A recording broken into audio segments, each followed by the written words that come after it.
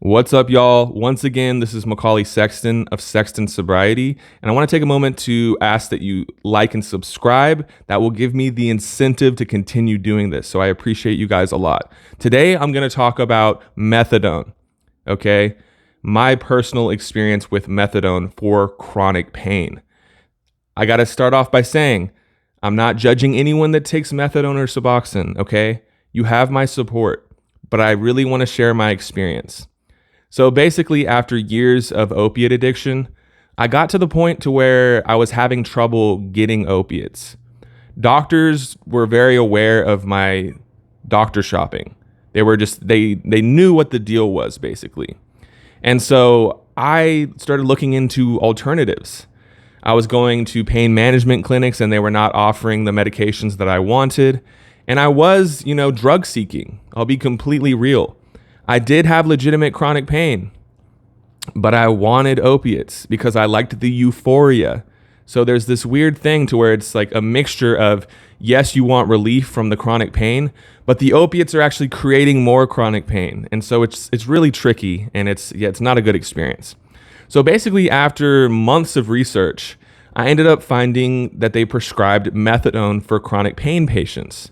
And there happened to be a methadone clinic like 2 blocks away from where I was staying at the time. So I went online and I did some research.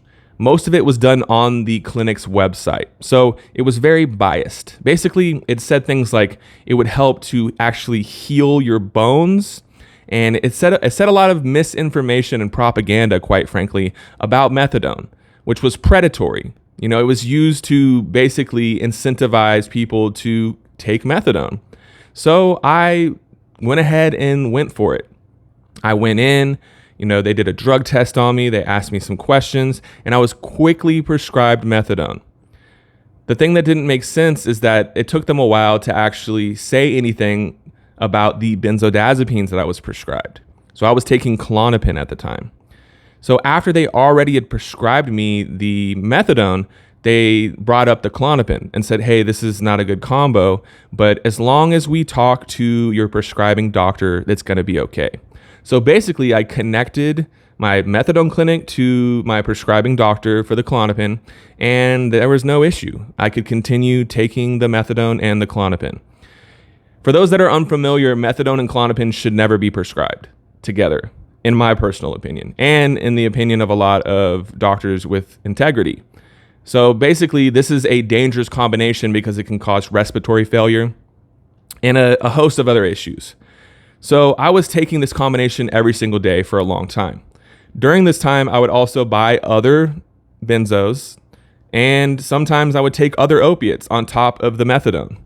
So I'm not shifting all of the blame to this methadone clinic and to the doctor that was prescribing me the benzos, because personally, I've had to take responsibility for pretty much everything in my life.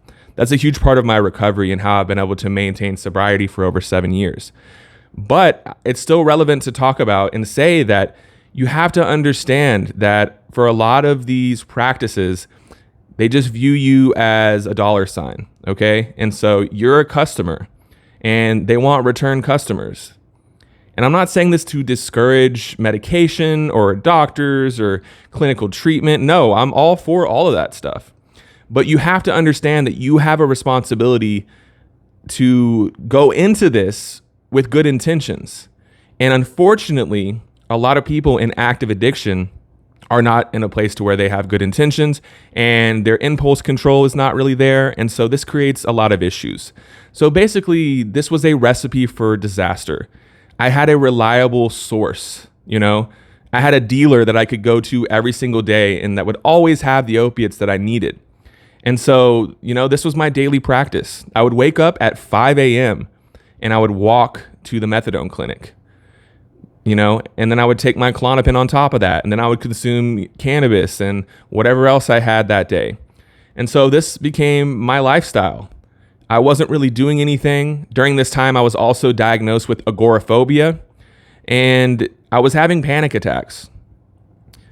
Simultaneously, I would be nodding out and I would be losing consciousness. So this was my life for a long time.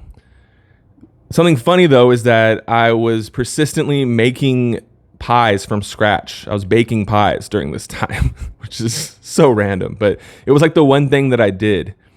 And sometimes I would just nod out and forget about the pie and burn it. But I was eating a lot of sweets, basically. Like my whole diet consisted of sweets. I ate a lot of Butterfingers. I drank soda nonstop. I never really drank water. And this was just the lifestyle. And it was very miserable. And basically during this time is when my will to live just was completely depleted. It got worse and worse to where I was like hoping that I wouldn't wake up in the morning. So this persisted for a year. I was in this place. I want to say also I consistently upped my dose of methadone. So I would go into the clinic and I would say I needed more, and without hesitation, they would prescribe me more methadone. So after a year, I got up to 160 milligrams of methadone. That is a lot. That is a lot, especially when combined with daily benzodiazepine use, specifically the Klonopin I was taking. During this time, my doctor also gave me another prescription for Klonopin. So I had 2 120 count prescriptions of 1 milligram Klonopin. I don't know why this person did this. I think it was because I was consistently running out. But looking back on it, I'm like, man, that's crazy. Like, you're not supposed to give someone 2 prescriptions of the same medication at the same time. So like I said, this was my life. This was my existence. I felt doomed. Like I was always going to have to do this. Like I was just ruined. Like I was a victim of the past, you know? The fact that I got hit by a car and that I suffered from anxiety it just ruined my life, and there was no turning back from that. Fortunately, that was not true. So my family had to intervene because I was having symptoms of respiratory failure. At night, I was waking up gasping for air. So this was just terrible. And I can't imagine how bad it was for the ones that cared about me. So I had an intervention. I was forced to go to treatment. And within a day, I was off on a plane to Jackson, Mississippi. So I just want to say, if there's someone in your life that is at risk of overdose and death, it's very important that you intervene, because without that intervention, I wouldn't be alive today. And no, I was not willing at that point. I wasn't like, oh yeah, I'm going to go to treatment. I'm going to get sober. I'm going to get into recovery. No, I wasn't at all. But later on, my brain cleared up a little bit. You know, I got those opiates and benzos out of my system, and I could think a little bit more clearly. And I could see that I was being offered a solution. I was being offered resources, and that it would be crazy for me not to take them. And I'm not going to say, oh, I was just gung-ho about it. No, I still went back and forth. I still had cravings. So it was very important for me to get into an active recovery program and to find some positive coping skills so that I could get over those cravings and basically create new neural pathways so that I could have a psychic change that would change my physicality.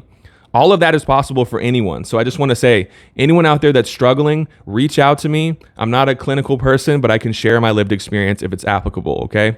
And I have love and compassion for anyone who's suffering from addiction and anyone who has a family member that's suffering from addiction.